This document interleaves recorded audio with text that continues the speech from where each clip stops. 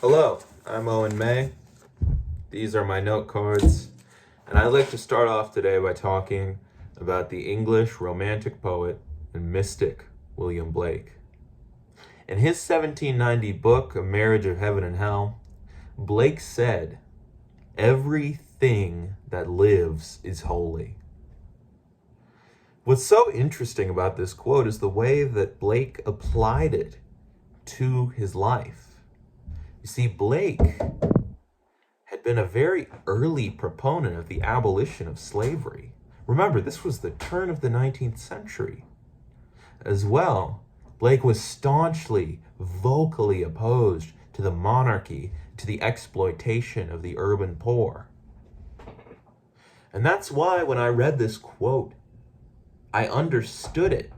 I agreed with it on an intellectual level. But at the same time, I didn't understand fully what it meant to view something as holy.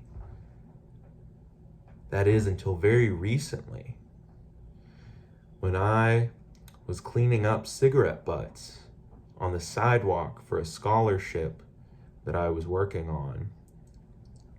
And you see, this sidewalk was one that I had walked on for most of my life. I had seen these same animals, these same plants, many of these same people almost every day for the past several years. But I hadn't slowed down and appreciated the magnitude, the beauty of it all until then. And on my way back from cleaning, I encountered a mountain biker, and we had this conversation about religion, politics, literature, music. And this further cemented the notion that was already forming in my head that I was part of a broader world, that I wasn't just a traveler through it, that I had things that I owed other people. And maybe another reason why this quote connected with me so much is that I, like Blake, have aspirations of writing. You see, I want to write novels, or more specifically, a novel about this man, James, and how he struggles, how he tries, how he fails to be a good person.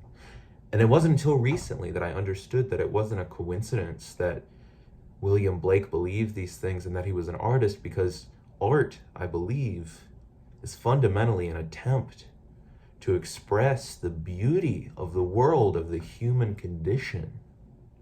And that's why when people ask me what I want to do in 10 years, I tell them that I want to be a better writer.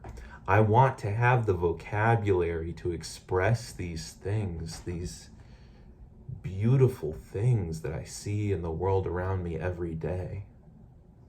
I want to have the vocabulary to accurately catalog the beauty of humanity, despite all of its faults, despite how ugly it can be, how we have a human drive to persevere and to improve and to love each other.